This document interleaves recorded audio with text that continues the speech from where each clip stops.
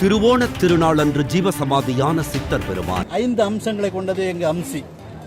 வைத்தியம், வர்மம், சோதிடம், சங்கீதம், மாந்திரிகம்.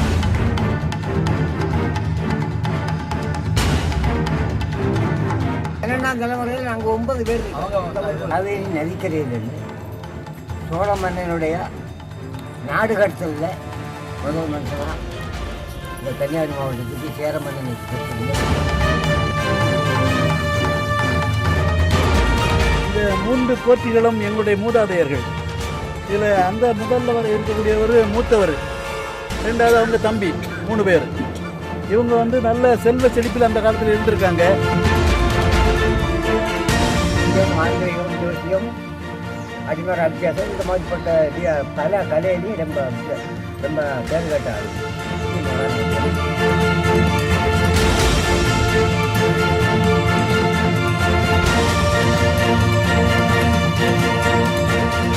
இந்த கந்தரி சோறு சோறு இந்த வச்சு இந்த பாவங்களை வச்சு நீங்கள் பங்கு சாப்பிட்டு அந்த பிரகாரம் இந்த 450 வருஷம் வந்து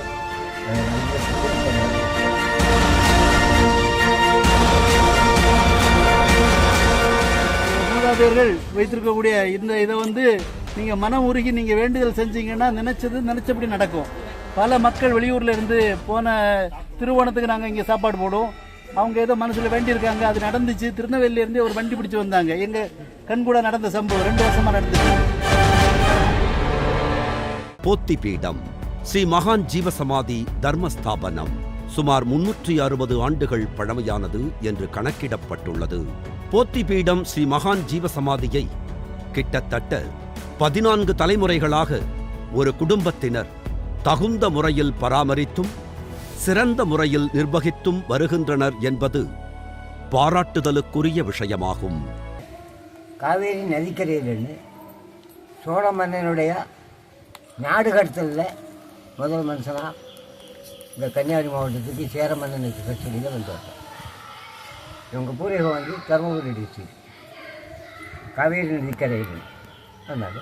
இங்கே அவர் கன்னிசம்பையில் அனுப்பினால அவருக்கு தம்பி சேர மன்னன் ஏற்றுக்கிட்டார். அவர் சொல்லி அவருக்கு ஆணைப்படி இங்கே ஏற்றுக்கிட்டார். இங்கே ஏற்று இங்கே இது 11ஆம் தலைமுறை. இப்போ 9 பேர் இருக்கும் 11ஆம் தலைமுறையில். அடுத்து 10ஆம் தலைமுறை, 11ஆம் தலைமுறை, 12 எல்லாம் இங்கே இருக்குது. இந்த 3 போற்றிகளும் எங்களுடைய மூதாதையர்கள். இதில் அந்த முதல்ல இருக்கக்கூடியவர் மூத்தவர், 2வது அவங்க தம்பி, 3 பேர். இவங்க நல்ல செல்வ செழிப்பில் அந்த காலத்தில் இருந்திருக்காங்க. கன்னியாகுமரி மாவட்டம் தேங்காய்பட்டணத்தில் உள்ள அம்சி என்ற கிராமத்தில்தான் போத்தி பீடம் ஸ்ரீ மகான் ஜீவசமாதி தர்மஸ்தாபனம் அமைந்துள்ளது.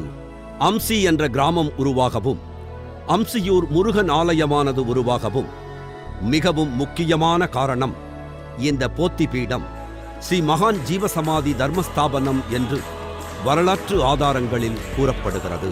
எங்கள் ஊர் அம்சி கிராமம்னு பேரு. அதுக்கு காரணம் 5 அம்சங்களை கொண்டது எங்க அம்சி. வைத்தியம், வர்மம், சோதிடம், சங்கீதம், மாந்திரிகம்.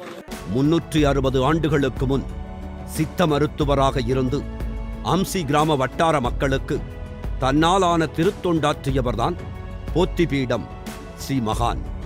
இவர் மக்கள் முன் செய்த சித்துகளுக்கு அளவில்லை என்றுதான் சொல்ல வேண்டும். மாந்திரிகம், ஜோசியம், அடிமர அபியாசம், இந்த மாதிரிப்பட்ட பல கலையிலையும் ரொம்ப பேர் கேட்டார். பெரிய மகானார்கள். சித்து விளையாட்டுகளில் பெரும் பெயர் பெற்றவராக இருந்தாலும் மிகவும் எளிமையான வாழ்க்கையையே வாழ்ந்துள்ளார் போத்தி பீடம் ஸ்ரீ மகான். அவர் குறுங்கட்டியில் உட்கார்ந்து கோமணத்தோடு இருந்து இப்படி என்னுடைய மரண காலம் என்ன நாள் திருவோணத்தன்னைக்கு, ஆவணி மாதம் திருவோண நட்சத்திரத்தன்னைக்கு திருவோண பங்கன். அந்த திருவோணத்தன்னைக்கு அவர் மரணம் ஆகாது. எல்லா மக்களையும் கூடி இதுபோல் உட்கார வச்சு அவருடைய கடைசி வேண்டுகோளையும் கேட்டு அவர் மரணம் ஆகிறார். அப்போ இதில் ஒரு மரம், பூவரசு மரம் நின்றுதான். அந்த பூவரசு மரத்து மூட்டில் தான் என்னை இருப்புக்குடியா நான் இருக்கிறது போல் இருப்பு சமாதியாக செய்து வைக்கணும்னு சொல்லி எல்லாம் வச்சு போட்டு இப்படி எனக்கு என்னுடைய பேரை போத்தி பீடம் ஸ்ரீ மகான் ஜீவசமாதி அடைந்த அந்த திருவோண திருநாள் அன்று சித்த மருத்துவ பொருட்களைக் கொண்டு கலந்து தயாரிக்கப்படும் மஞ்சள் சாதம் என்ற கந்தழி சாதம் கிட்டத்தட்ட 360 ஆண்டுகளாக போத்திபீடம் ஸ்ரீ மகான் ஜீவசமாதியில் பிரசாதமாக வழங்கப்பட்டு வருகிறது என்று கூறுகின்றனர். இந்த கந்தரி சோறுன்னு எழுதிட்டு ஒரு சோறு இங்கே வச்சு வரக்கூட்ட பாங்குளம் கொடுத்து நீங்களும் சந்தோஷமாக சாப்பிட்டு திருமணம் பண்ணி சொல்லிட்டு அந்த பிரகாரம் இந்த 400-500 வருஷம் கொண்டு நாங்கள் நடந்துகிட்டு இருக்கோம். இப்போ நடந்துகிட்டு இருக்கோம்.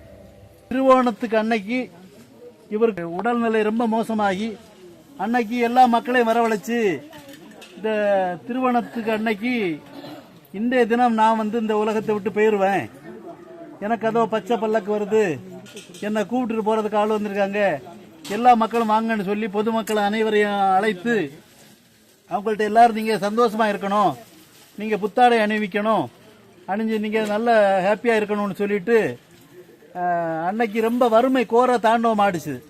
அப்ப இவங்களுக்கு நிறைய சொத்துக்கள் உண்டு. அந்த சொத்துக்களை எல்லாம் அதிலிருந்து வரக்கூடிய அந்த வருமானங்களை வச்சு அந்த திருவோணத்துக்கு அன்னைக்கு வரக்கூடிய மக்களுக்கு நீங்க இலவசமா சாப்பாடு போடணும், அது மஞ்சள் சோறு போடணும். ஏன்னா மஞ்சளுடைய மகிமை வந்து ஒரு மாதிரிப்பட்ட நோய்களை எடுக்கக்கூடிய அளவுக்கு அந்த வல்லமை மஞ்சளுக்கு உண்டு. அதனால இங்க வந்து நாங்க என்னுடைய சின்ன வயசுல 8-9 வார்ப்பு பெரிய அண்டான்னு சொல்லுவோம் இல்லையா, அதுல 8-9 வார்ப்பு நிறைய சாப்பாடு போடுவாங்க. அது மக்கள் எல்லாம் அந்த சுற்று வட்டாரத்தில் உள்ள கிராமத்துல இருந்து எப்படியும் ஒரு 5000 மக்களுக்கு மேல வருவாங்க. ஏன் சின்ன பாலிய இதுல இன்னைக்கு ரொம்ப வசதி வர போய் ரொம்ப மக்கள் வர்றதில்லை, கொஞ்சம் பேர் தான் வருவாங்க. அப்போ அந்த சாப்பாடை வந்து அள்ளி கொடுப்பாங்க. அள்ளி கொடுக்கும்போது மக்கள் வந்து ஒரு கையால அன்னைக்கு அள்ளி கொடுத்துருந்தாங்க. என் சின்ன வயசுல இந்த ஒரு பிடி சாதமே போதும் ஒரு குடும்பத்துக்கு, அந்த அளவுக்கு எவ்வளவு கேட்டாலும் கொடுப்பாங்க. இந்த ஊர்ல இருந்து வெளியூர்ல எல்லாம் இருக்கக்கூடியவங்க பிரசாதம் மாதிரி அந்த சாதம் சாப்பிடாம இருக்க மாட்டாங்க. எந்த ஊரானாலும் அந்தந்த வீட்டுக்காரங்க அங்க அனுப்பிடுவாங்க. அப்படி அந்த ஒரு அன்னதானத்தை கொடுத்து மக்கள் வந்து செழிப்போட இருக்கணும்னு சொல்லிட்டு இவர் இறக்கும் போது நான் திருவோணத்துக்கு அன்னைக்கு நான் இறந்துருவேன் சொல்லிட்டு அவருடைய ஏடுகள் கிரந்தங்கள் எல்லாத்தையும் இடுப்புல கட்டினார். வாழிய அம்சியூர் போத்திபீடம் ஸ்ரீ மகான் சாமிகளின் புகழ் வளர்க. அம்சியூர் போத்திபீடம் ஸ்ரீ மகான் சாமிகளின் தொண்டு. சில இதுகள் உண்டு. இப்போ விரல் சூண்டுனா வர்மம், பெரியவங்களுக்கு தெரியும் நினைக்கிறேன். சூண்டு வர்மம், அந்த வர்மம் வந்து மக்களை அழிக்கக்கூடியது. அந்த வல்லமையில பெரிய வித்வான் அந்த முதல்ல இருக்கிறவர், அவருடைய வாரிசு நான் பெருமைப்படுறேன். அந்த இதுல வந்து அவரு அப்படி வேண்டாத கிரந்தங்களை எல்லாம் தன்னுடைய தொடையை கீறி அதுக்குள்ளாடி வச்சாங்க, மற்றதெல்லாம் இடுப்புல கட்டினாங்க. அப்படி சொல்லிட்டே ஜீவ சமாதி அடைஞ்சவர் தான் முதல்ல இருக்கக்கூடிய எங்க போற்றி. 3 குடும்பத்தினுடைய விடுதிகள் தான் எங்க ஊர்ல எல்லாம் பரிணமிச்சிருக்குது. மூதாதையர்கள் வைத்திருக்கக்கூடிய இந்த இதை வந்து நீங்க மனம் உருகி நீங்க வேண்டுதல் செஞ்சீங்கன்னா நினைச்சபடி நடக்கும். பல மக்கள் வெளியூர்ல இருந்து போன திருவோணத்துக்கு நாங்க இங்க சாப்பாடு போடுவோம். அவங்க ஏதோ மனசுல வேண்டி இருக்காங்க, அது நடந்துச்சு. திருநெல்வேலியில இருந்து ஒரு வண்டி பிடிச்சு வந்தாங்க. எங்க கண் கூட நடந்த சம்பவம் 2 வருஷமா நடந்துட்டு இருக்கு.